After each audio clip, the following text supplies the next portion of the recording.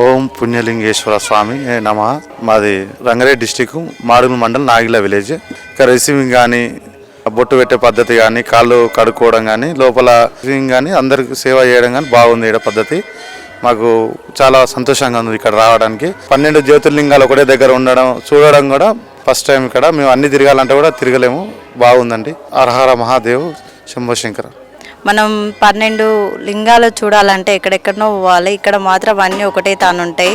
మనకు మంచిగా అనిపించింది. ఇక్కడ మాత్రం దేవుని దర్శనము, ఆరతి అన్నీ చాలా బాగా అనిపించినాయి.